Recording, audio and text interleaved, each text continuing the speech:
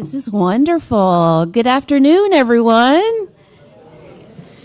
Oh my gosh, I love that. For those of you that might not know me, I am Dr. Anita Davis, Vice President for Diversity, Equity, and Inclusion, and I am a Southerner, hence the y'all. It comes out a lot up here. I am so pleased to see all of you here this afternoon for what we have in store. I just wanted to take a moment, though, to say that it is a gift for us to be here in community. And I want to say thank you all for being here. And could we just give ourselves a hand for taking the time? We should not take that for granted. We should not take that for granted. So for those of you who know Dr. David Sterling Brown, you probably know that it's a little bit hard to say no to him. I am an introverted person, and David Sterling Brown said, "Give the welcome, Dr. Davis. That will be wonderful." I started to pause and say, maybe not. That doesn't work with Dr. Brown. So I want to say thank you for all that you do at Trinity, across the nation and the globe, to bring brilliance and compassion. So I have the pleasure of providing a little bit more information about Dr. Brown before we have this amazing conversation with the two Dr. Browns. So Dr. David Sterling Brown is a tenured associate professor in the English department here at Trinity. He's a proud class of 2006 Trinity alumnus who graduated Phi Beta Kappa as a President's Fellow. Brown authored the groundbreaking book, Shakespeare's White Others, published by Cambridge University Press in 2023. If you don't have it, pick it up. It's a wonderful read. In 2021, he received a Mellon ACLS Scholars and Society Fellowship that facilitated his residency with Trinity's 2023 bicentennial keynote speaker, Claudia Rankine's The Racial Imaginary Institute, of which Brown remains a full-time curatorial team member. David Sterling Brown is also a DEI faculty fellow this year, and the team and I are very grateful for his contributions to support our mission that Trinity is a place where everyone feels included and they have what they need to thrive. Professor David Sterling Brown, thank you for all that you bring and the gifts that you share with us. And it's my pleasure to bring you to the stage for a warm welcome.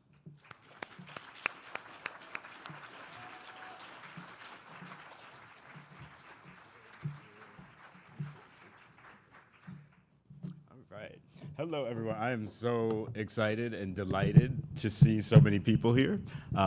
Whether you're from the Trinity community, the Hartford community, other places, downstate, Massachusetts, it's really wonderful to see so many people in the room.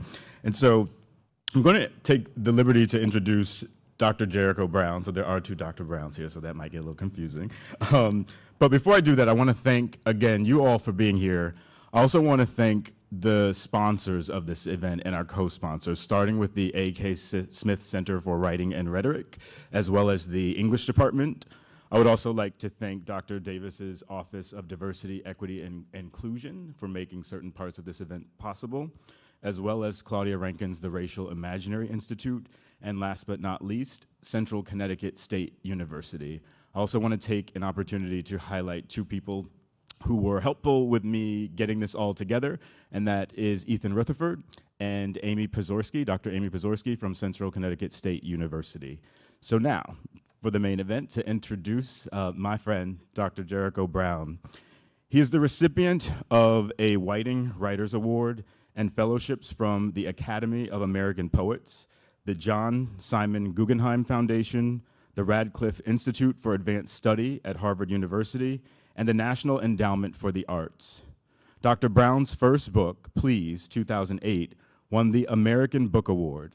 His second book, The New Testament, 2014, won the Anisfield Wolf Book Award and was named one of the best of the year by Library Journal, Cold Front, and the Academy of American Poets.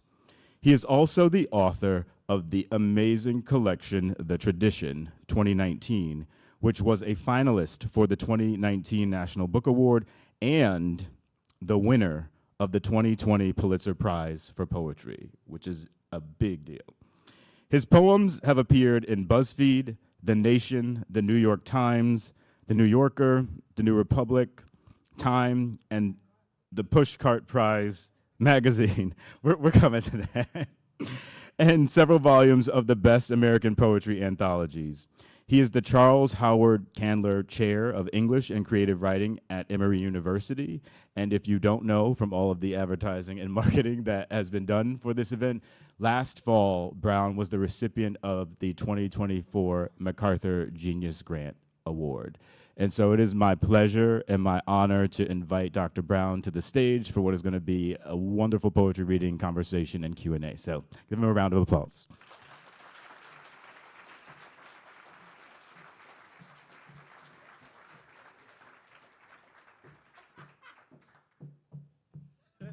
Hi, how y'all doing? Thank y'all so much for having me here. What I'm gonna do now is I'm gonna go right there, and then I'm gonna walk back up. And when I do that, y'all act like I'm, I don't know, Beyonce or somebody, and then I'll feel good about reading. Can you do that for me? I mean, maybe not. If you don't like Beyonce, don't act like I'm Beyonce. Act like I'm somebody you like a lot. Actually, I have a good idea. Act like I'm Diana Ross. I like Diana Ross. Okay, I'll be right back.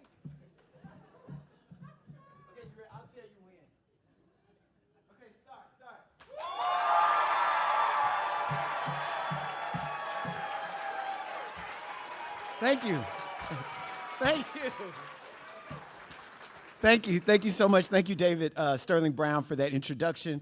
Big thank you to Anita Davis. Thank you for being here and being willing to come out of your introvert self in order to give that beautiful welcome. And thank you to the entirety of the Trinity community for having me. That includes Ethan, everybody in creative writing, everyone in the English department, and everybody who had anything to do with organizing all of this. It's actually a lot of work, I know, just to have one person come talk to your students. And so I appreciate everyone doing all the coordination necessary. In particular, a big thank you to Lexi Kulik for all of her hard work for today. Please give all of those people a hand.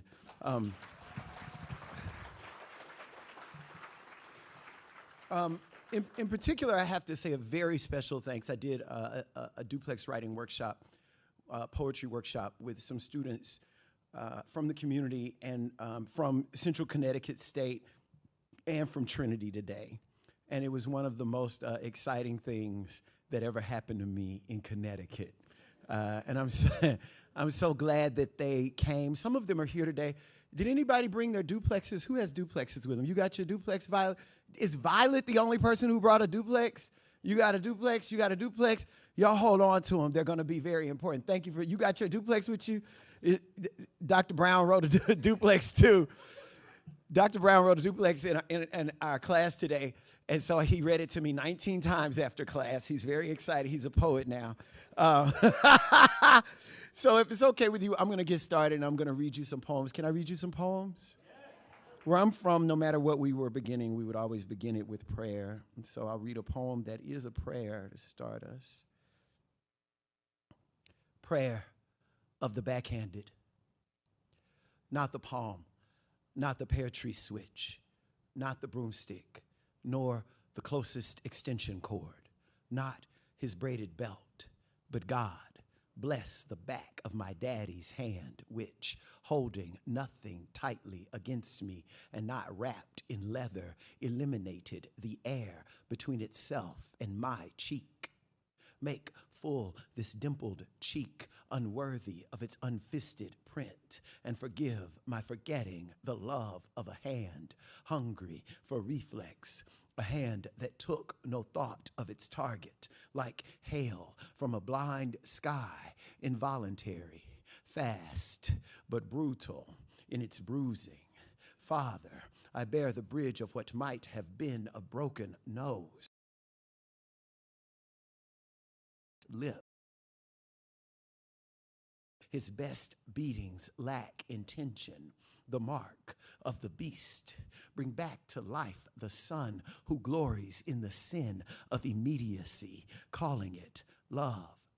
God, save the man whose arm, like an angel's invisible wing, may fly backward in fury, whether or not his son stands near. Help me hold in place my blazing jaw as I think to say, excuse me.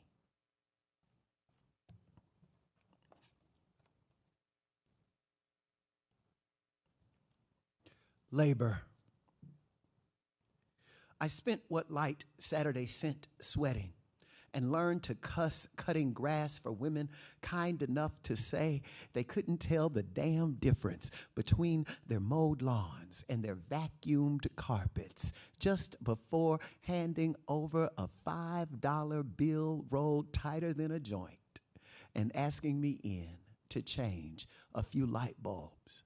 I called those women old because they wouldn't move out of a chair without my help or walk without a hand at the base of their backs. I called them old, and they must have been. They're all dead now, dead and in the earth I once tended. The loneliest people have the earth to love, and not one friend their own age. Only mothers to baby them, and big sisters to boss them around. Women you want to please, and pray for the chance to say please to. I don't do that kind of work anymore. My job is to look at the childhood I hated and say, I once had something to do with my hands.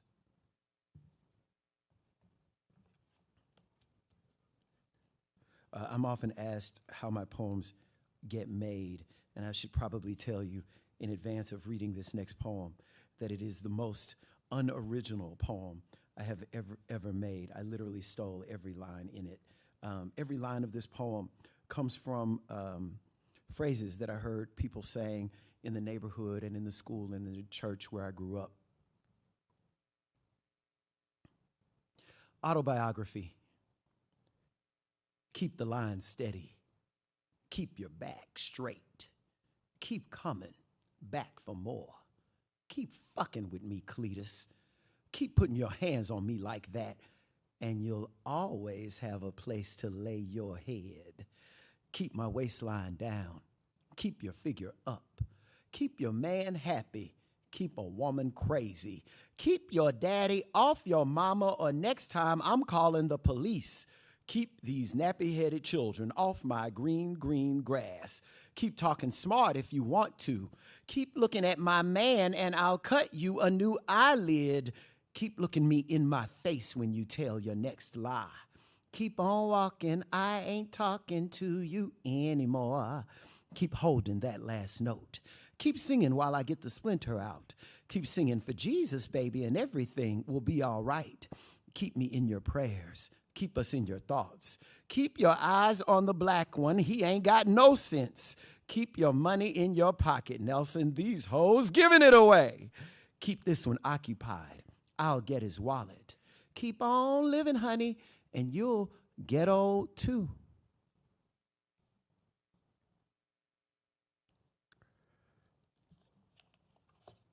This next poem is titled after a phrase that I've only ever heard used in Louisiana or by people from Louisiana. And if you don't know that phrase, I think its meaning will become clear to you as I read the poem. 4 in the morning. My mother grew morning glories that spilled onto the walkway toward her porch because she was a woman with land who showed as much by giving it color. She told me I could have whatever I worked for. That means she was an American. But she'd say it was because she believed in God. I'm ashamed of America and confounded by God. I thank God for my citizenship in spite of the timer set on my life to write these words. I love my mother. I love black women who plant flowers as sheepish as their sons. By the time the blooms unfurl themselves for a few hours of light, the women who tend them are already at work. Blue, I'll never know who started the lie that we are lazy, but I'd love to wake that bastard up at 4 in the morning, toss him in a truck, and drive him under God past every bus stop in America to see all those black folk waiting to go work for whatever they want. A house, a boy to keep the lawn cut, some color in the yard. My God, we leave things green.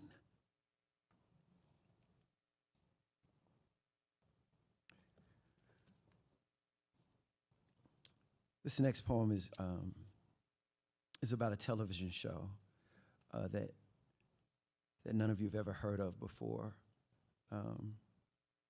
because it's so old. The name of the show was The Jeffersons. And before I read the poem, the only thing I think that you need to know, I mean, if you've seen The Jeffersons, this is a great poem. If you haven't, it's still pretty good.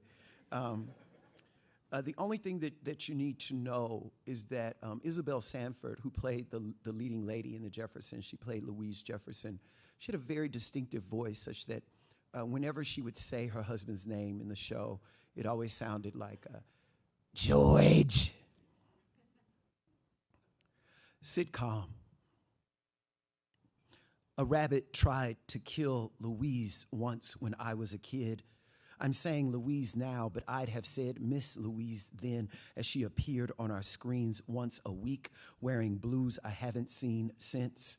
Her long hair curled, combed out, and pushed up into a volume so thick you felt both the power of an afro and the requirement of a relaxer on a woman rounder than most of her penthouse neighbors.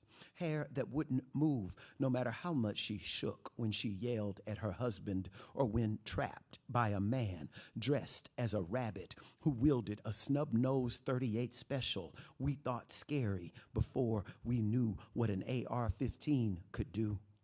Miss Louise never sang, but she had a voice that left you wondering how singing might sound on her. She was that beautiful and dark. They had a grown son. She wasn't a young woman. By the time I saw the Halloween rerun, the youngest men in my hometown had organized themselves into colors, red and blue. They were patriots, like patriots. They'd shoot, and they'd shoot each other too.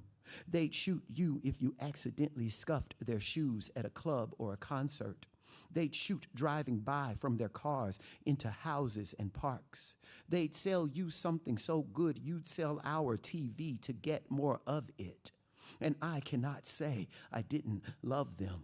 They killed my first girlfriend, a stray bullet meant for her brother, and I loved them. They killed my cousin, but some of them were my other cousins, and I still loved us in all my fear of our gold teeth and oversized dickies. They'd kill me today, yet remain a problem I mean to solve. I'm grown now.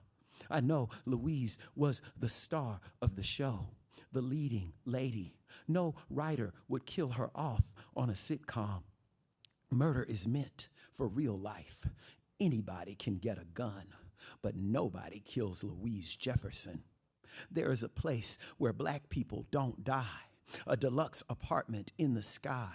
All week I worried about the next episode. Mornings I dressed myself and my little sister, making sure we wore nothing that looked like the flag. And when the appointed night fell, the jokes were still funny. The rabbit apprehended. The white rabbit didn't murder the black lady. No, not on TV.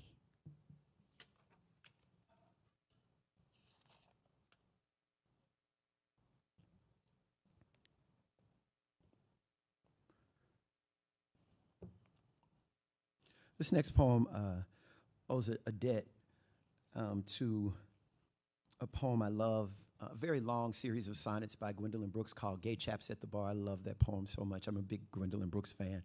If you don't know her work, please read it. Gwendolyn Brooks was the first Black person to receive a Pulitzer Prize in poetry. She was also the first poet laureate of the United States of America. And she was quite the force of a poet. This poem also owes a debt to a poet named Homer. There's a little bit in this poem that you'll hear that comes from a poem he wrote called The Odyssey. Hero. She never knew one of us from another, so my brothers and I grew up fighting over our mother's mind. Like sun-colored suitors in a Greek myth, we were willing to do evil. We kept chocolate around our mouths. The last of her mother's lot, she cried at funerals, cried when she whipped me. She whipped me daily. I am most interested in people who declare gratitude for their childhood beatings. None of them took what my mother gave, waking us for school with sharp slaps to our bare thighs. That side of the family is darker. I should be grateful, so I will be. No one on earth knows how many abortions happened before a woman risked her freedom by giving that risk a name, by taking it to breast. I don't know why I am alive now, that I still cannot impress the woman who whipped me into being. I turned my mother into a grandmother. She thanks me by kissing my sons. Gratitude is black, black as a hero returning from war to a country that banked on his death. Thank God, it can't get much darker than that.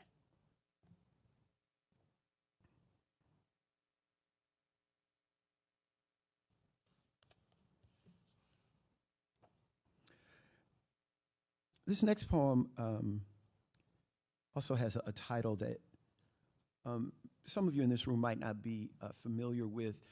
It's titled after a word that I find to be a very Southern word. Some of you from the South, somebody here is from the South. This isn't just me. You, oh, good. We're the three of us. We're from, hi. I don't know why Miss Brown trying to act like she's not from the South, but whatever. Okay. So the title of this next poem, just so you do know, you understand the use of this word in the title. The title of this next poem is Nim, pronounced Nim in some places, Nim in other places. It means that person and everyone you associate with that person. To put it in context for you and give you an example, if you grew up with somebody and you were close to them and therefore close to their family when you were growing up, you knew one another's families. When you see them again after a very long time, you might say to them, hey, how you doing? How is your mama? And Nim. That's how Nim works. And Nim. They said to say goodnight and not goodbye. Unplugged the TV when it rained. They hid money in mattresses, so to sleep on decisions. Some of their children were not their children. Some of their parents had no birth dates. They could sweat a cold out of you. They'd wake without an alarm telling them to. Even the short ones reached certain shelves. Even the skinny cooked animals too quick to catch. And I don't care how ugly one of them arrived. That one got married to somebody fine. They fed families with change and wiped their kitchens clean. Then another century came. People like me forgot their names.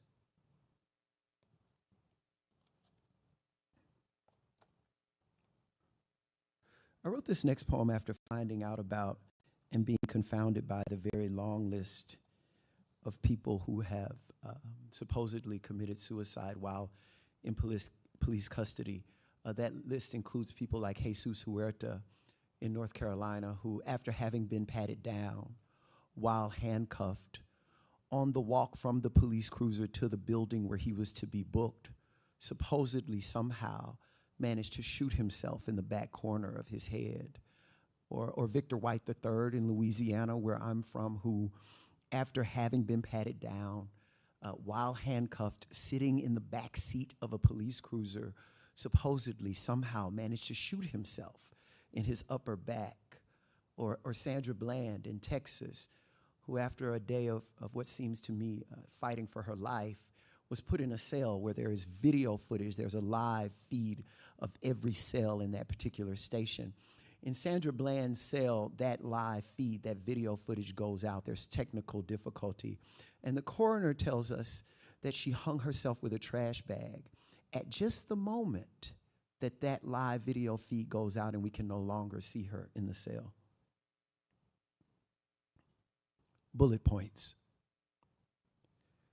I will not shoot myself in the head, and I will not shoot myself in the back, and I will not hang myself with a trash bag. And if I do, I promise you, I will not do it in a police car while handcuffed or in the jail cell of a town I only know the name of because I have to drive through it to get home. Yes, I may be at risk, but I promise you, I trust the maggots who live beneath the floorboards of my house to do what they must to any carcass, more than I trust an officer of the law of the land to shut my eyes like a man of God might, or to cover me with a sheet so clean my mother could have used it to tuck me in. When I kill me, I will do it the same way most Americans do. I promise you, cigarette smoke, or a piece of meat on which I choke, or so broke I freeze in one of these winters we keep calling worst. I promise if you hear of me dead anywhere near a cop, then that cop killed me. He took me from us and left my body, which is, no matter what we've been taught, greater than the settlement a city can pay a mother to stop crying, and more beautiful than the new bullet fished from the folds of my brain.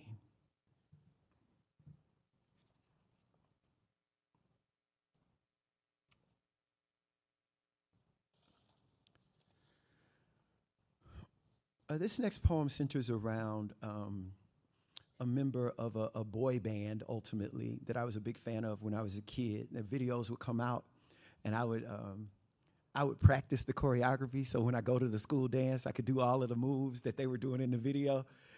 It made me very popular in school. I could dance. The only other thing that you need to know about this particular artist, I think, is that he was the lead singer of this particular group. Was called New Edition, and he was one of the lead singers of the group. He had a solo career that was pretty successful, and then he eventually married the greatest singer to ever lived, a woman named Whitney Houston. Reunion tour. I like seeing him sweat now.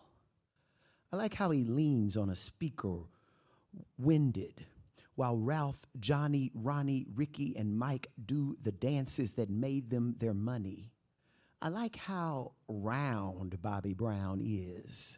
I dream rubbing his belly the way a bad man rubs a lamp, desperate for a genie. Everyone who rubs the belly of Bobby Brown ends up pregnant. 5 of his 7 kids live. I think he must be sadder than I'll ever be. You can't replace a child. But what do I know? I'm no father, no husband. When you look at me, you can't tell the body of someone I loved rots like any other under the Fairview Cemetery in Westfield, New Jersey. I've joined the mass. We run up arena steps to seats we won't use. Bobby sounds better than before.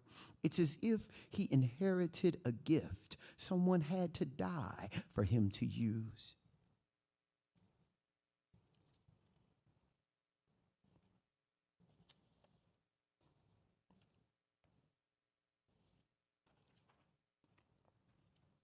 Say thank you.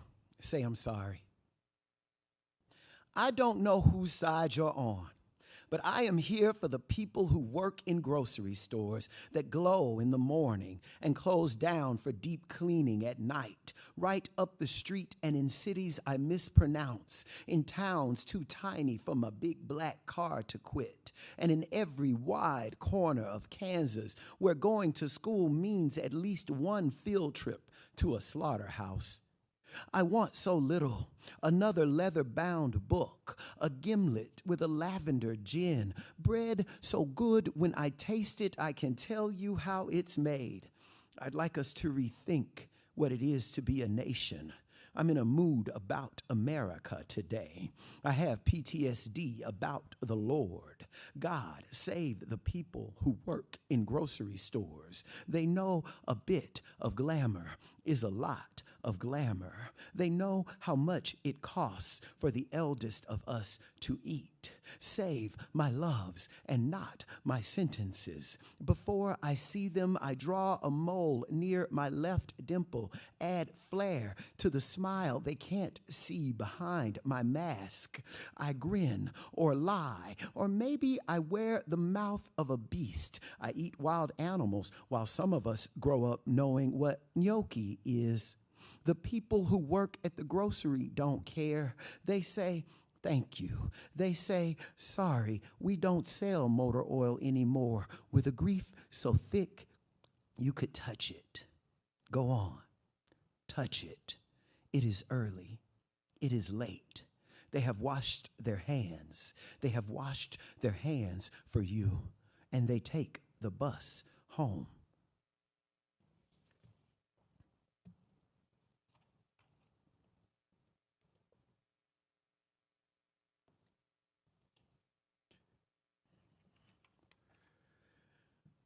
The first line of this next poem is a sort of an elegy for a poet who passed recently, who was an amazing mentor of mine and a very good friend. And before I ever met her, I fell in love with her poems. Her poems were very widespread in the churches and the schools where I grew up.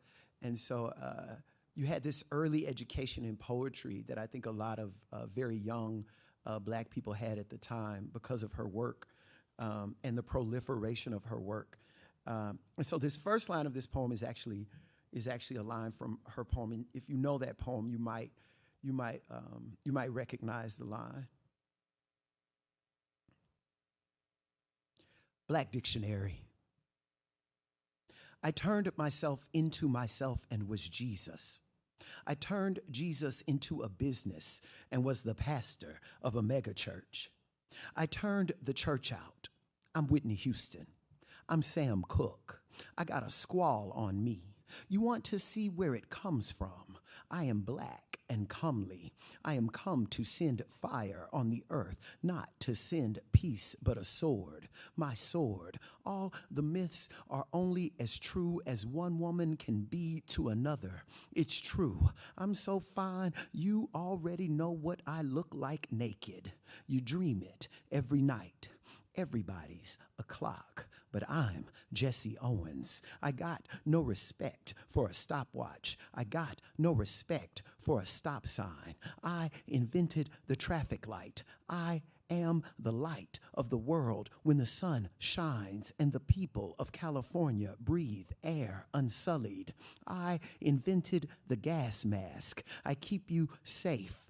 I invented the home security system so you think you're safe from me. I am the sanctity of marriage for the man black enough to have me. We take turns turning each other over. I am broader than any idea of myself and as specific as a word Nikki Giovanni wrote thinking of me. She thought of me before I was born and before she lied down like a road that turns away from us toward the hills of Blacksburg and on into the mountains where even literacy can get lost. What am I to call myself now? Who has a word when I want to be what she saw in me? I turned myself into a question and became an orphan in a black suit. I turned from my mourning to the pages of our family's big black dictionary, orphaned too, now that everyone's got a smartphone. I turned my phone off so I could hear. She'd say I could walk whatever, go fishing, be the black rod and the black hook that catches and feeds the multitude. She turned me into Jesus, but I can't seem to raise the dead.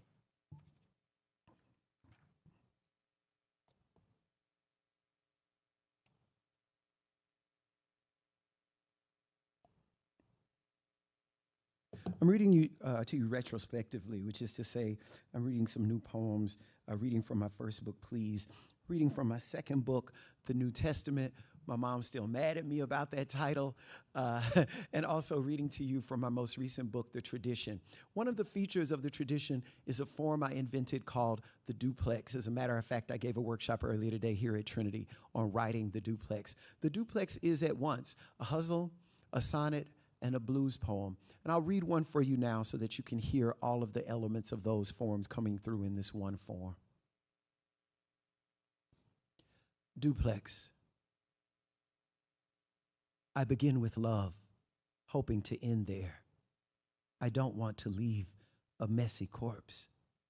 I don't want to leave a messy corpse full of medicines that turn in the sun. Some of my medicines turn in the sun. Some of us don't need hell to be good. Those who need most need hell to be good. What are the symptoms of your sickness? Here is one symptom of my sickness. Men who love me are men who miss me. Men who leave me are men who miss me in the dream where I am an island. In the dream where I am an island, I grow green with hope. I'd like to end there. I'd like to finish with a couple of love poems. Can I read you some love poems? You know, you have to ask for consent. Before I read this first one, I should tell you was probably, you know, I love poetry. That's probably clear. I just love poetry so much. And the only thing that I love more than poetry is cuddling. It's my favorite thing. It's like cuddling is way up here, and then there's poetry. There's like this. And the reason I know that there's this huge gap is because if I'm driving my car, if I'm on an elevator, or, you know, when I'm in the middle of things, I can be in an English department meeting, and if I get a line, I'm going to stop and write the line down. I will pull my car over to write the line down. But if I'm in that bed cuddling, I could get a whole poem that will mean the Nobel Prize. I am not writing it down. Stand. Peace on this planet, or guns glowing hot. We lay there together as if we were getting something done. It felt like planting a garden or planning a meal for a people who still need feeding. All that touching or barely touching, not saying much, not adding anything. The cushion of it, the skin and occasional sigh, all seemed like work worth mastering. I'm sure somebody died while we made love. Somebody killed somebody black. I thought then of holding you as a political act. I may as well have held myself. We didn't stand for one thought, didn't do a damn thing. And though you left me, I'm glad we didn't. I'll read you one last poem. It's the last poem in the tradition. It's also the last duplex in the tradition. And it adds a layer. I mentioned to you earlier that the duplex is at once a hustle, a sonnet, and a blues poem. This particular duplex adds a layer of form in that it is also a cento. As you know, a cento usually takes all of its lines from other poems by other poets. This cento is a little different because it is completely made up of all of the other lines from the other duplexes in the book because I'm a nerd. I'm telling you this because that means, because I read a duplex earlier, you're going to hear a line from that duplex. And I don't want you to think I ran out of ideas. I'll just say this one last thing too. And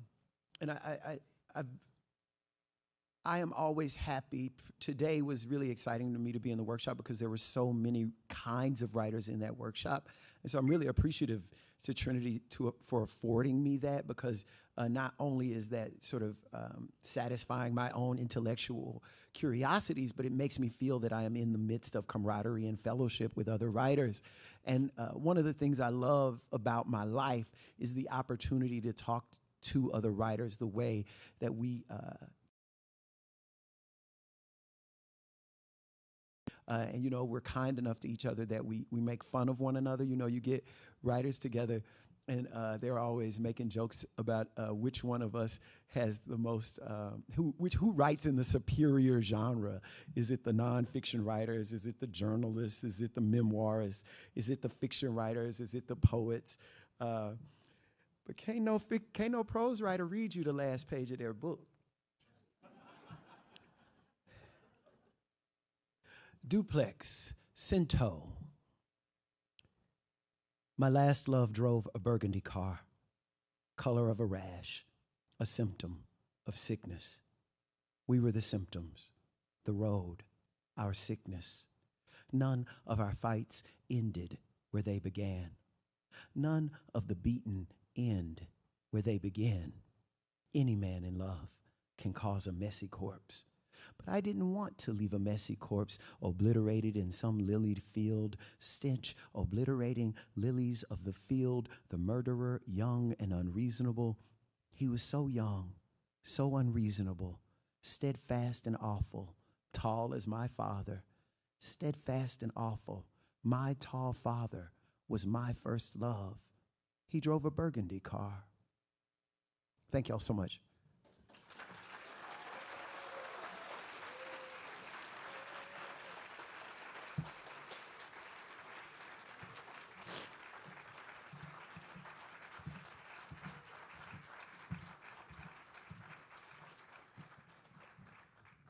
That was fabulous. Can you hear me? Great. Again, thank you all for being here. Thank you, Dr. Jericho Brown, for that poetry reading and delighting us with your words. Thank you. Can y'all hear me out of this? Yes? Yeah, okay. So I was going to ask him two questions, but because there are so many people in the room, which is incredibly exciting, I'm just going to ask him one, because I want to get to the Q&A, and I want to make sure that everybody who feels like they want to ask a question, that we have the time for that. And if we run out of questions, I have many questions I could ask Jericho. We can return to me, but I don't want to waste your time with my talking to him, because I do that a lot anyway, and I get on his nerves. So the question that I have for you, we had the privilege of having the workshop with you earlier, and I was just wondering if you could introduce the audience to the duplex form and talk to us about it, because it was a really interesting experience to sit in this workshop for 90 minutes earlier and leave with a draft of my own duplex poem, which I'm going to do something with that. But it was really interesting to be able to do that. And so I'm wondering if you can explain, one, because you told us that you didn't set out to create a form, and that it kind of formed as you were doing it. And you talked to us also about the writing process, and that it's important to just kind of be in it as opposed to making a sort of roadmap for it. So can you talk to us about the duplex and explain it for us? Well, I don't know. I mean, I can. I'll do my best. I'll just say that, and I didn't say this today in the workshop, I think it was very important to me. I did point toward this in the workshop, but I didn't say it as directly as I feel it, and maybe I just didn't have the words to articulate it in the same way. But it was important to me as a person who reads a whole lot, and as a person who thinks of myself as having been given to, having been contributed to. By that, what I mean is there were so many poems that were written before I was born that were waiting on me. Have y'all ever read a poem and it like changed your day or healed something or made you feel something that you otherwise could not feel, or that you understood something a little bit better because of a line from a poem? Has that ever happened to anybody? Isn't it fascinating that that can happen and that that can somehow reconcile a part of your present tense life in spite of the fact that it's a poem from 1881? I find that fascinating, that poems are written and then they wait for us. Do you know what I mean? And so in that way, they prophesy our existence. That's part of the reason why they're better than us. I have this, the guy who is the speaker in my poems is so much smarter than I am. He knows how to like tell the truth all the time. And I'm not as good at that as my poet speaker is.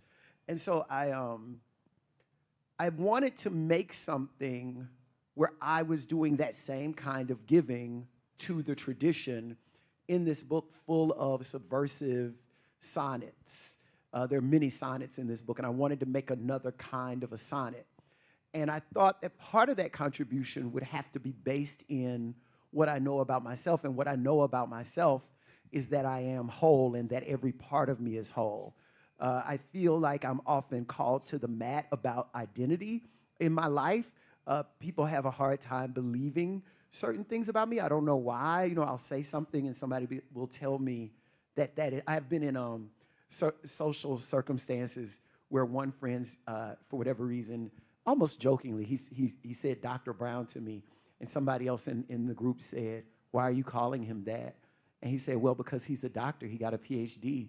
And that other person said, "No, he's not." Because he just couldn't get it. He couldn't believe that's true. And so I wanted to make a form that was all that it was, whole. So there's a way that, and I did say this today, I am 100% black. I'm not 65% black. And I am 100% queer, I promise. Do y'all know what I'm saying? And there's this way that life wants us to say, like, oh, you're 7%, your mother's son, and 12% Southern. And I wanted to make a form that could indeed be a sonnet, as much as it is a hustle, as much as it is a blues poem. Do y'all know what I mean? And so that was sort of the goal of the creation of that form. And I also wanted to make something that was, as I believe, poem should be, song-like, that was lyric, that was indeed incantatory. And so that's part of my obsession with repetition in that particular form. Does that answer you? Yes, it does. Thank you. And because I did say, and I'm gonna keep it honest and truthful, I'm only asking one question, so I'm gonna make a statement, and then we're gonna go to Q&A. See what I did there? This book, The Tradition, is one that, I encountered. 2023 is when I got to meet Jericho Brown in person for the first time, and this is my signed copy of your book from then. And going through it, the only thing I can tell you is that if you don't have it, you should. And the reason I say that is because it is a truth-telling text, one that has actually done a tremendous amount of intellectual labor for me in terms of my own thinking as a Shakespeare scholar, which I did not expect. And so I really encourage you, once we get through with the Q&A, and we'll have the opportunity for you to buy the books, that you would, at the very least, invest in this one. Now, we're gonna open it up to the audience. And so we've got two students on either side of the room who can pass a mic to you. So I will say this, Dr. Jericho Brown loves questions. So, so please ask. Well, I mean, I should give that context to this. I love, I love doing this kind of work. I love questions because, I love questions way more than I like giving a poetry reading, because questions, I don't know if y'all feel this way or if you're aware of this, but sometimes you don't know what you think until you answer a question. And questions help me become aware of what I think. They also make me aware of what I have not thought about. So I do like questions because of that. I like questions for the same reason I like writing poems. When you're writing poems, a lot of people, maybe people who are not necessarily readers of poems, think that poems convey ideas that you sit down to give over. But I don't believe that about poetry. I think poems are meant to surprise us about our own ideas. If we're writing poems, then the process of writing is a process of discovery. You're actually doing some sort of mind research and figuring out what you actually think. And one way you know you've written a poem is you write something down and you have to look at it and you say, wait, I wrote that? Do I think that? And then the next question is, well, if I think that, should I be living that way? You know. Is that Antoinette Brim? Hey, Antoinette Brim. How you doing, great poet? What's going on? Thanks for coming here. What's up, Kevin Cano? Are there any questions? Because maybe not. People might be hungry. Hi, you have a question. Yes, hi. By the way, your workshop was invigorating. It was amazing. Thank you, thank you. Like, highlight of my college career, I would say. Oh, wow. Thank you. That's so nice. Oh, Thank I you. love poetry, but I'm very picky with it. Writing in general and reading, I'm pretty, Anyways, have you ever read the poem "The Sea's History" by Derek Walcott? I've read all of Walcott. I mean, yes. Okay, cool. It's just that I read it all back to back, and so I might not know one poem from another in a certain way. Poems that stand out to me by Walcott, for instance, are poems like "Love After Love." Yes. But one wonder. I mean, it's very sad when a contemporary poet dies. Yeah, it is. But it is nice to be able to hold all of a poet. And when you're reading a poet who has passed, that means you can have all of them. Do you know what I mean? Yep. You don't have to sit around and wait for them to do the next book, which you're going to hate or something, Yeah. And would you recommend me a book to read? Something essential? I love this book. There's this book I love by Christine Guerin, Garren. It's called Among the Monarchs. And it's really good. It's a very short volume. It's really good if you can, and very short poems too. And I think it's really good if you can read it in one sitting. So get a copy of that. Really beautiful lyric poems. You feel like you've gone somewhere after you read it. Yeah. Thank you so much. Thank you. That was the easiest question I answered all day. Don't be shy. More questions. Hi. We've got one up in the front. Thank you for that reading, which was more moving than I can possibly express to you. It was thank you. really extraordinary. But my question is about when you decided you had to be a poet, and was it because there was nothing else you could imagine doing? What about the trajectory of getting from that childhood that is in your poems to where you are and becoming a poet along the way? I was really fortunate. Some people would say unfortunate, but I had this mother who couldn't afford childcare, which I guess is unfortunate. But I was fortunate because she was an improvisational genius, as so many of our mothers are. And she figured out that when she needed to be away from us, or even when we needed to walk home from school, that we could walk to the Morningside branch of the Shreveport Public Library, which was on our way from school, or that she could take us to the library and that we would be okay. Now, you wouldn't be able to do this with your children because your children don't know how to act in public.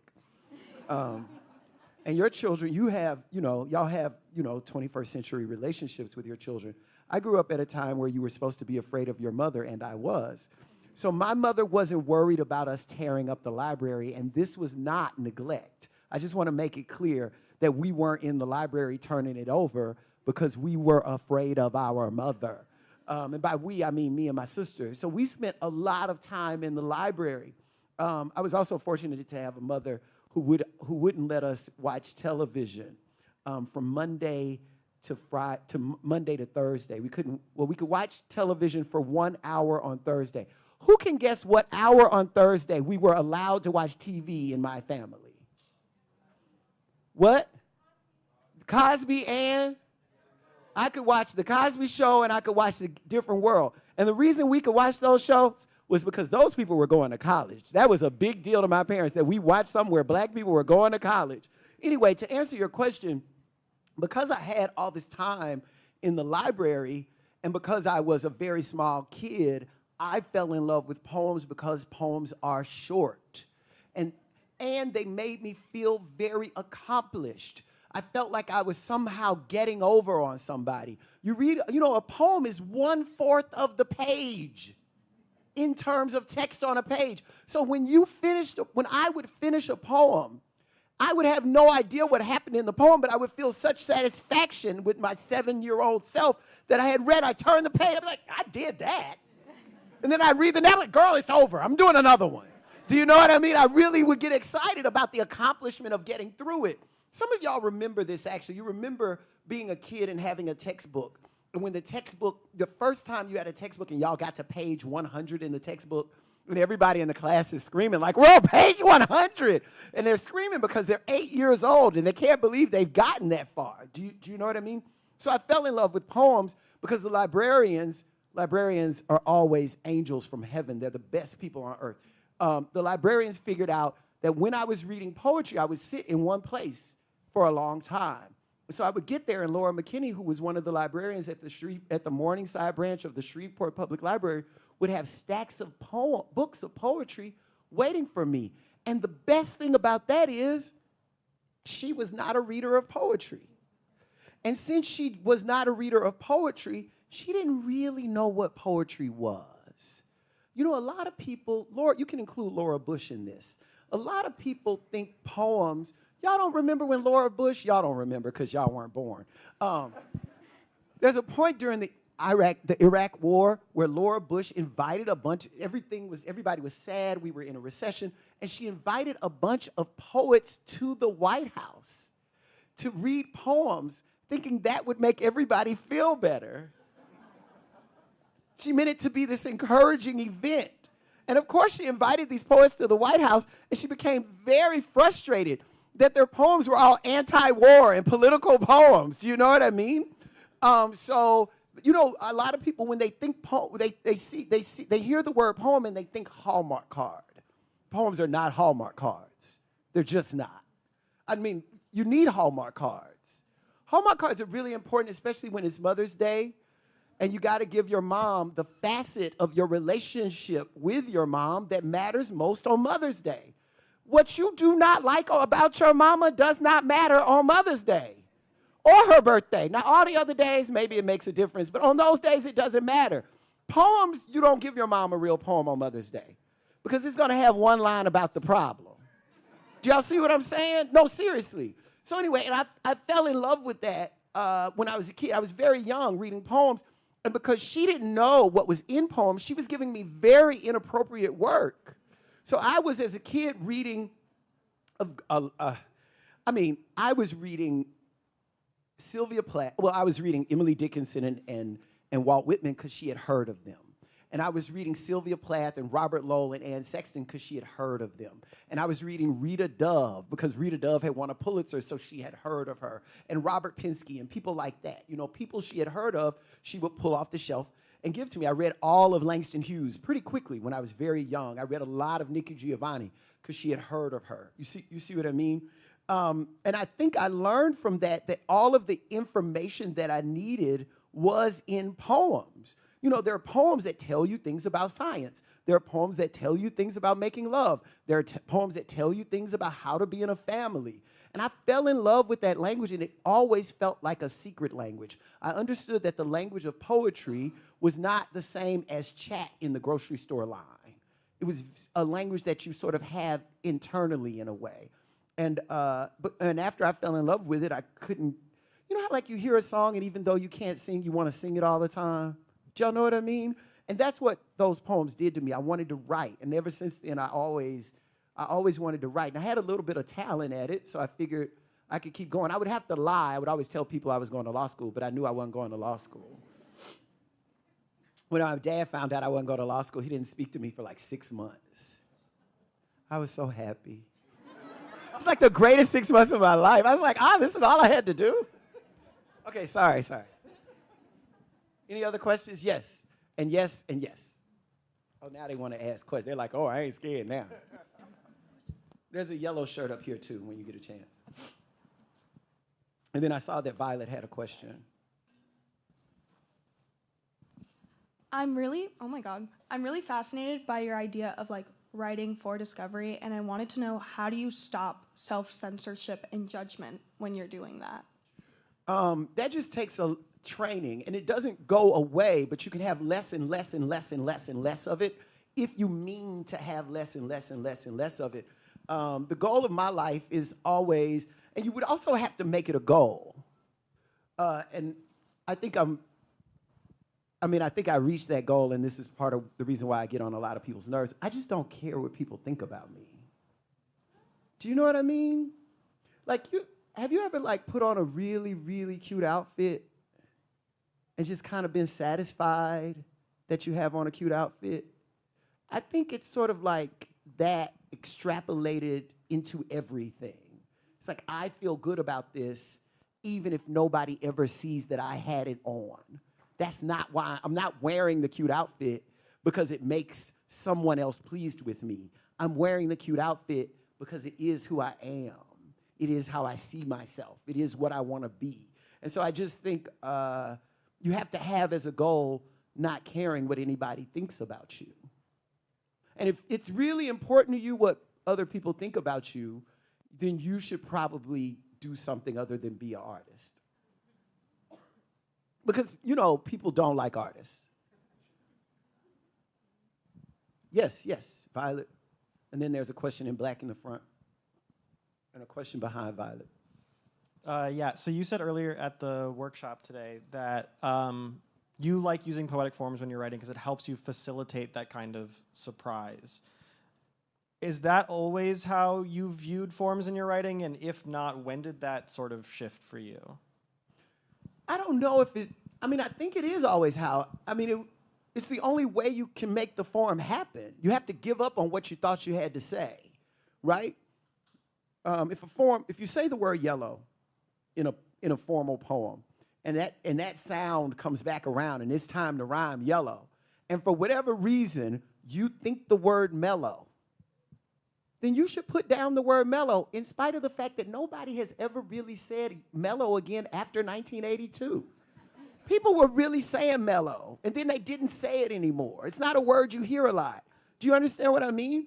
But then after you write the word mellow down, you sort of have an understanding of other things. Number one, you might know, oh, this poem is set in the early 80s and the late 70s, which might also help you write another line. Do you understand what I mean? But you might not have sat down to write a poem set in the late 70s and early 80s. Does that make sense? But then you can start thinking, well, what else I said mellow. Let's see if I can say Jimmy Carter. Do you see what I mean? And then suddenly you have things you've been thinking about that exist in your head. They are there, but they're not at the forefront of your head. They're in your subconscious mind.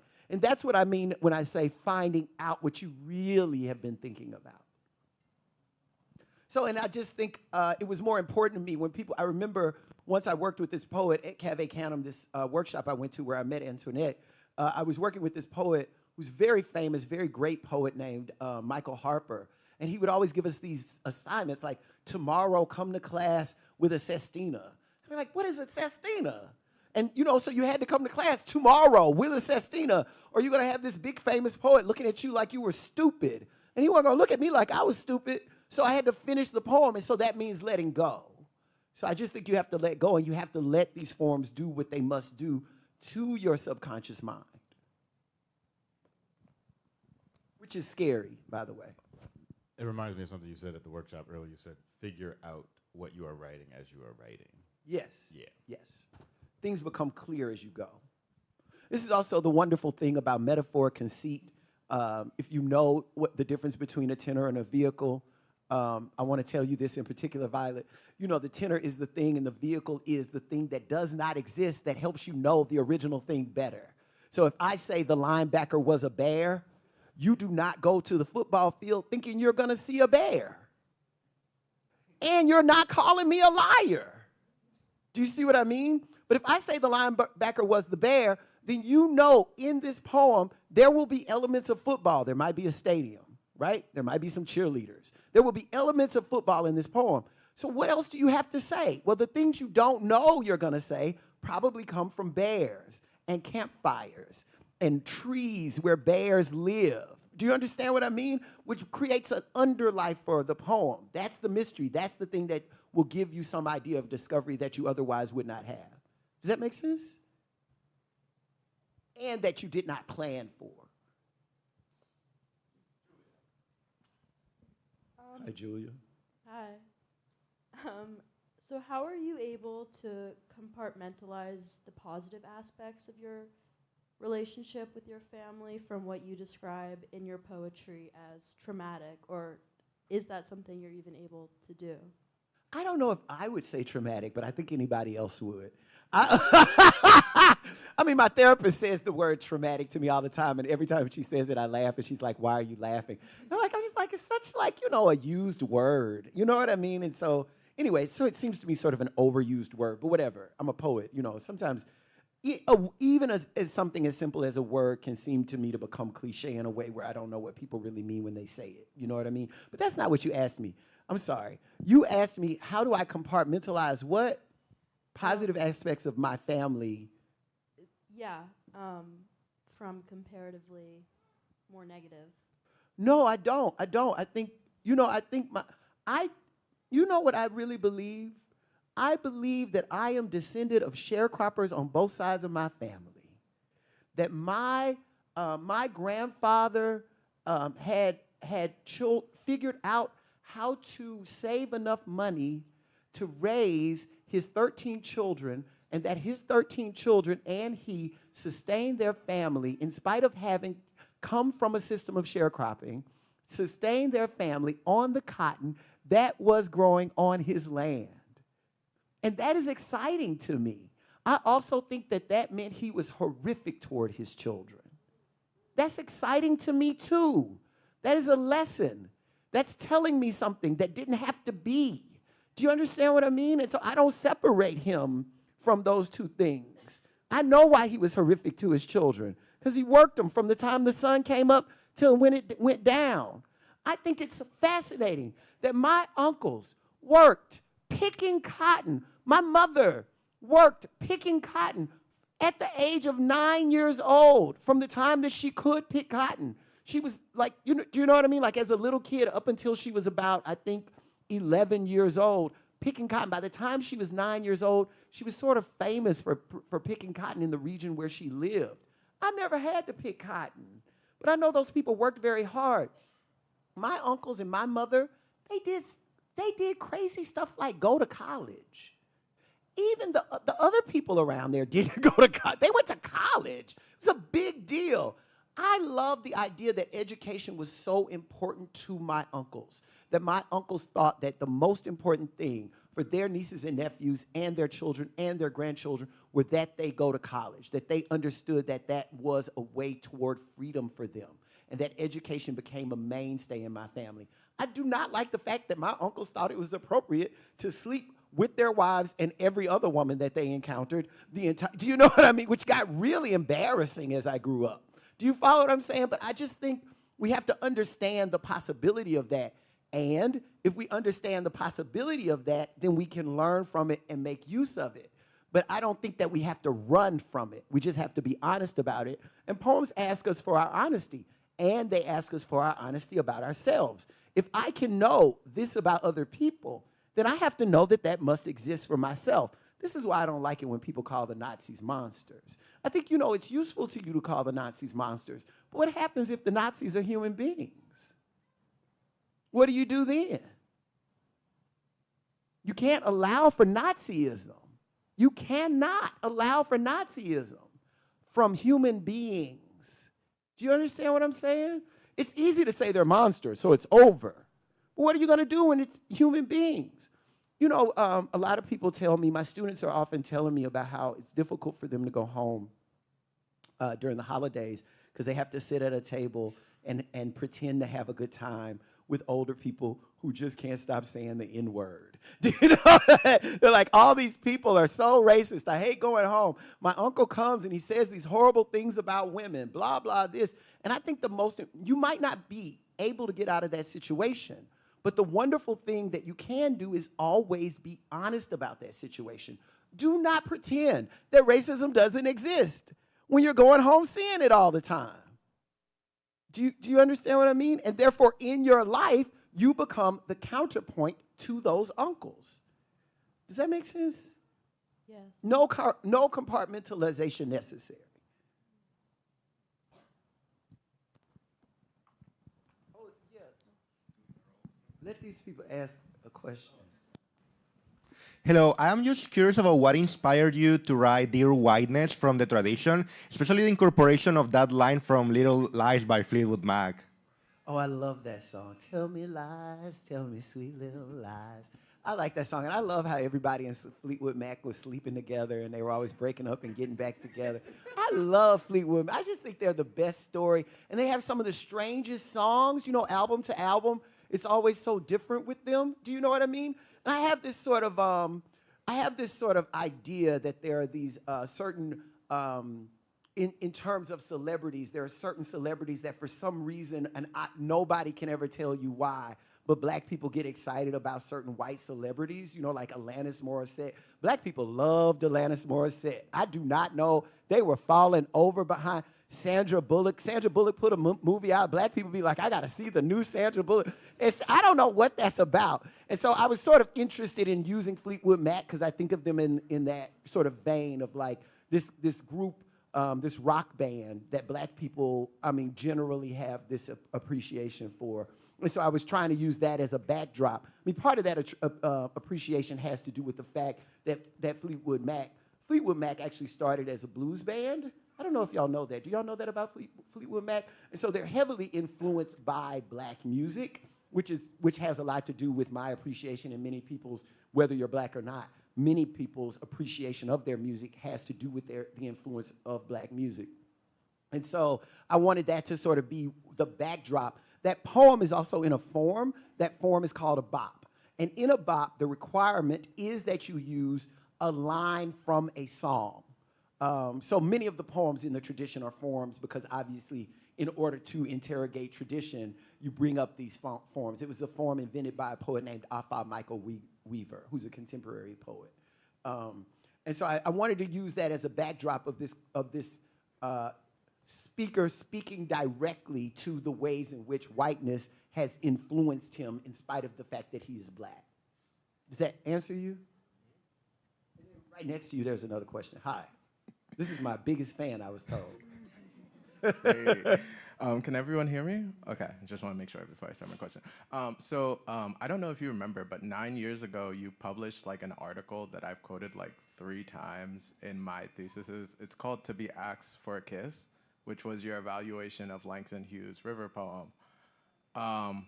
And I guess a big question that I'm thinking about is like, how do you, like what kind of encouragement do you have for like young black creatives, especially as they go through higher education and kind of interpret like that kind of white, incredibly white ceiling that is ever there, but also just thinking about what it means to, at the heart of that article was thinking about like what it means to survive on the discovery of language and poetry, given like the astronomical stakes, especially from the Langston Hughes poem that you cite in that poem, in that article. So I was wondering if you could speak a bit more to that. I'm not even sure if you, if you remember, I have never seen it quoted again, but that is probably like one of the greatest articles I've read.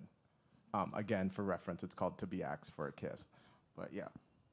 I wrote this, what you're referencing, I'll tell the audience, is an essay that I wrote about this poem that I fell in love with when I was very young. It's a 3-line poem. It's by Langston Hughes. And Langston Hughes is good. People take it for granted. When it comes to those little short poems, like that friend poem, that poem, The Island, obviously, The Weary Blues itself, I think is really a good, the theme for an English B. Those poems are really, they're knockouts. You know what I'm saying? You know this already. But the poem is called Suicide's Note. Suicide's Note. The calm, cool face of the river asked me for a kiss. That's the whole poem. Isn't that good? Suicide's Note. The calm, cool face of the river asked me for a kiss. So good. Anyway, so I've always been obsessed with this poem. and why it's like, how is it? And not only is it like 3 lines, it's 1 sentence. Why is it so good? Obviously, it has a lot to do with the fact of the title and then how the poem itself answers to the title in a way that you do not expect with that word kiss. And therefore, the poem also sounds romantic, right? You see the word note in the title, you get to the word kiss, and it's like, it's almost as if love notes have been passed. But that feeling of romance is also butting up against the idea that a suicide is desired or has been committed. And I think part of what I was trying to deal with in that poem, this is the other thing that Laura McKinney, I always think, she was giving me a lot of poems about suicide. She had no idea that she was doing. Maybe don't give a 10-year-old a bunch of poems about suicide, a depressed 10-year-old at that, right? And so one of the things that I was trying to do in that essay was sort of show that other people in our history who we think of as great people who accomplished great things, like Langston Hughes, must have also grappled with these kinds of ideas. And one way they must have grappled with these kinds of ideas is simply by knowing their identity at a certain time, right? And what they accomplished at a certain time, that it would have been very difficult. Many of the same things that are difficult to accomplish now, if you accomplish it in the 1930s, in the middle of the Great Depression, and you're Black and queer, then you must have really been going through some stuff that probably caused you a great deal of mental anguish. Does that make sense? Especially if you're like a closeted person at that time. So I was trying to use that poem and talk in that essay about that and about my own survival. How I managed to live. And I think it's good for me to say this at a time like now, when it seems that colleges and universities, which I love, man, colleges and universities, when you stop going to church, they become church. You know what I'm saying? And really, I'm so glad for them, not just because that's who provides me my major check, but also because it's where I learned so much about being whole and about being completely who I am and taking myself everywhere I go and not hiding behind anything, that I could do what I had to do and I could do it well. And I wanted to say that even before that, I just had this idea that everything I knew I carried with me and that it was my responsibility to disseminate that which I know. So even if college and universities do not have that ability, we still have that ability to be institutions individually and to disseminate knowledge as we know it to be true among those that we know. I learned who Emmett Till was in church. Nobody told me who Emmett Till was at a school. I still haven't taken that class, as a matter of fact. I never had a conversation in a classroom about Emmett Till. I remember the day we were in Sunday school where I learned who Emmett Till was. There's a lot of history that I learned in church because there were a lot of Black ladies who taught Sunday school who knew we would not otherwise know that history. Do you understand what I mean? And so you have to believe that you yourself have that same kind of power. Not just that you were born to wield that power. Do y'all understand what I'm like? The most powerful person in your life really is you. I know y'all think it's somebody else. Y'all think it's the POTUS or somebody. But really, the most powerful person, I mean, right now at least, still, we got, Anyway, the most powerful person, you are that most powerful person. There are things you know, and much of what you don't know because you got it in school. You don't know it because you got it from the federal government. You know it because somebody was willing to give it to you. As a matter of fact, I will go farther. If you think of yourself as a person who is not racist or not sexist or misogynist or not somehow xenophobic, do you know what I mean? Like if you think you don't carry those kinds of evils, you don't carry those kinds of evils not because you're good. You don't carry those kinds of evils because you learned not to. Everything in this world would have influenced you toward sexism. Every television show you watch, every billboard, do you know what I mean, will influence you toward racism. If you don't believe the hype, you don't believe the hype because you met somebody along the way who taught you that that was crazy, who told you it was a lie. And then after you knew it was a lie, that puts you in a position where you wanted to know more of the truth. You wanted to be less xenophobic. Do you know what I'm saying? And that is something you learn in this culture. I'm sorry, that's true. You have to make that a goal to be better. Do you follow what I mean? And I just think if you think of it that way, then you understand that you are a part of a tradition. You're a part of a line of people. There are a lot of people who got their knowledge on a Saturday in somebody's living room. And that means you have to disseminate knowledge on a Saturday in your living room to a bunch of 11-year-olds maybe, right? Or however you can do it. Does that answer you? Okay. So we are like a minute away from 6. We have time for one more question. If I don't take 2 hours to answer. That part. I'm a college professor. That part. We answer questions a May long I? time. May Yeah, I? come on, hook us up. Hi, it was wonderful to hear your poetry, Thank you. because reading it is one thing, but hearing it out loud is truly another, so thank you.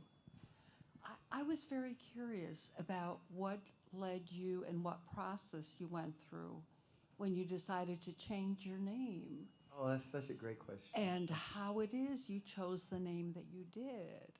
Thank you. I'm so glad I did. 'Cause And how your family and friends responded. oh, that's a good question. I would really love to know about that. Okay, yeah, this is a great question to end on. So I was born Nelson Demery III, which probably my dad was Nelson Demery Jr. and always known as Trey. Most people in my family call me Trey. But when I went to school, people would call me Nelson. And my grandfather, who was a deacon in our church, and who drove the church van very fast. He was known for 2 things. Well, I guess he was known for 3 things. One of the things he was known for is the fact that I have many aunts who are younger than me. Another thing that he's known for is baseball. And then the last thing that he was known for is he would drive all over Shreveport, Louisiana, picking people up to go to church on Sunday morning. And he would get up very early to go on this route that he would go on and bring people to church. And everybody would always talk about how fast he drove, how it didn't make sense that he would pick them up at 10:30 in somewhere way across town, and they would be on time for church at 10:45. So I was sharing names with these people, and when I started writing, I started thinking that I wanted another name. I would never go through with it because when I would bring it up, because I didn't want to share. I wanted my work to be mine. I didn't want to share it. I also didn't want to deal with using what my father thought of as his name on my poems. I wanted to have my poems and not deal with him saying, don't put my name on that. Do you understand what I mean? So I wanted to I could hear it before it happened. I wanted to head that off at the pass. Do you know what I'm saying? So and there's a lot in my poems that he would not want his name on, so I headed that off at the pass. Do you know what I mean? Which was really great for me. But I wasn't going to do it. You know, I tried, and then whenever I would mention it to my poet friends, they would make fun of me for trying to change my name, so I didn't do it. And then one summer, I had this dream, and in the dream, I was in a waiting room, this very crowded waiting room, and there was a woman, I remember, I still can see her. She had this sort of frame box haircut. And she was sitting at this metal desk, and there was a door just beyond her. This is all in the dream that I had. And that door just beyond her, and I was in a waiting room that was crowded. And she would call a name, and a person would get up and go through the door just beyond her. But every time she would call a name and somebody would get up to go through the door, 3 or 4 more people would come in. And so the waiting room was getting more and more crowded every time she would call a name. She got to this name, Jericho. And she said, Jericho, Jericho, Jericho, Jericho. And Jericho was clearly not there. And I was like, oh my God, I'm never going to get out of this dream. So I turned to the person next to me and I said, I think I'm going to have to be Jericho. And they were like, okay. Like, they were like, what? Like these people, you know, I remember this so distinctly. So I got up and I walked to the desk where the woman was. This woman, by the way, had been calling names, and when she would call the name, the person would just walk through. And me, I'm trying to lie and pretend I'm Jericho, and I'm like messing myself up by walking up to her, and I say, hey, I'm Jericho. And she looks at me like, okay, right? So she's like, okay. So I'm like, okay, well, I guess it's cool for me to go through the door. So I go through the door, and then I wake up. And when I wake up, it's like 2 in the morning. At the time I was living in New Orleans. I used to be speechwriter for the mayor of New Orleans. So it was like 1 or 2 in the morning. It's very late. I have work in the morning, but I can't get back to sleep. And so right at this point in my life, I was living in New Orleans East. And so I drove to the French Quarter thinking, oh, I'll take this drive, and then I'll get sleepy, and I'll come back, and I'll go to sleep. So I drive to the French Quarter, and I go in this bar. And this guy comes up to me. He's trying to talk to me, but I don't think he's that cute, right? And so you know when a guy comes up to you in a bar and you don't think he's that cute, you don't give him your real name, girl. So he's like, what's your name? And after he said, what's your name? I'm like, the last thing I remember is Jericho. So I said, Jericho. And he said, oh, so you're straightly shut up? And I said, what? And he said, Jericho. It's literally translated straightly shut up, but loosely translated defense. And then he gives me a history of the city of Jericho. And no, this all happened to me. I mean, this could only happen to me. He gives me a history of the city of Jericho, and he starts talking about the roads of Jericho and how in some places to say Jericho means good smelling, right? Because of the way the roads of Jericho smells. I'm sorry, I told you. Go for it, Fred. I mean, this is the whole answer to the question.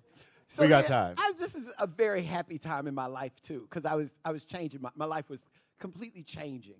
And so I was like, wow, what are the chances? Also, suddenly this guy got really attractive because he was smart, you know? This is what I don't like about online dating. You know, you think you don't, you know, when you date online, it's not right. And the reason it's not right is because you automatically, particularly I think this happens with, young women, but I don't know, I'm not a young woman. You automatically, you go in and you take out everybody under a certain height. And so you never see anybody shorter than 5'9", and nobody shorter than 5'9" ever sees you.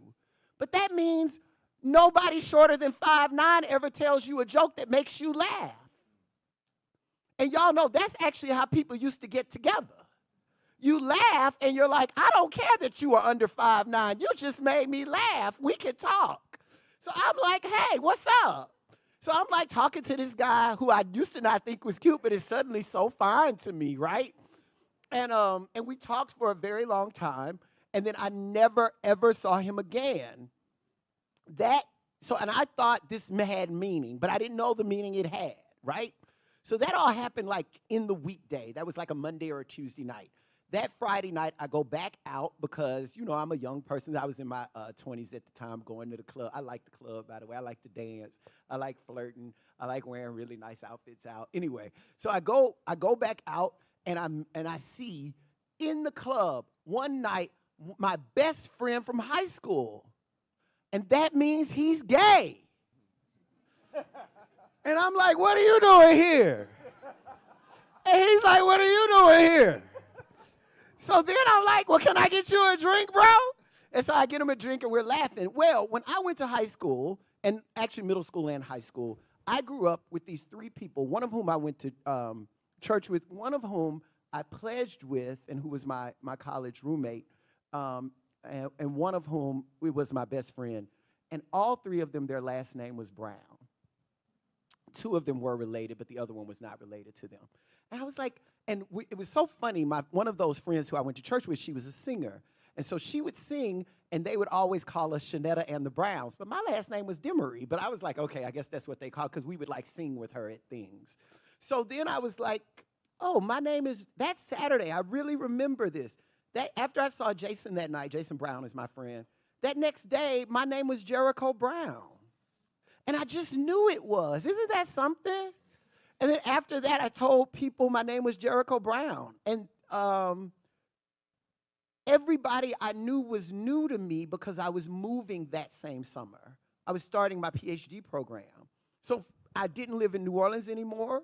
I lived in Houston, Texas. And so when I introduced myself, I didn't have to worry about it. My parents didn't find out that my name was Jericho until I was graduating. And when they got there, it all worked out because I was the commencement speaker at my PhD graduation, so they didn't mind that my name was Jericho Brown. And the and the program literally said Nelson, open quotations, Jericho Brown, close quotations, Demery. And they thought it was the most fanciful and exciting thing that they had ever seen. And I think if they had been introduced to it any other way, they would have been upset. But it was just a good time that day, and I gave a good speech, so they were very happy. Thank y'all so much.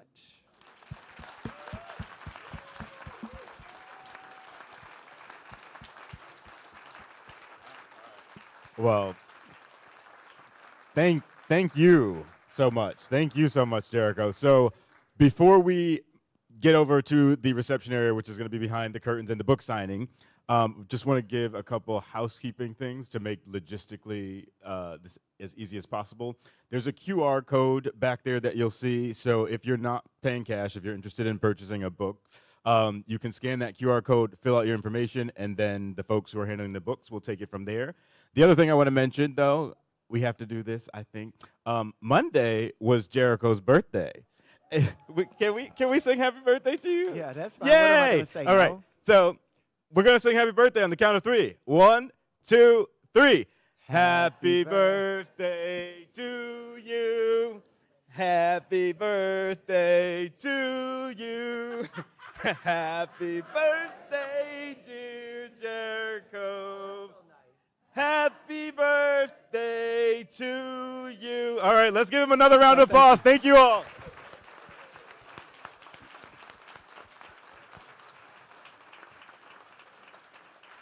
Dr. David Sterling Brown's parents are here.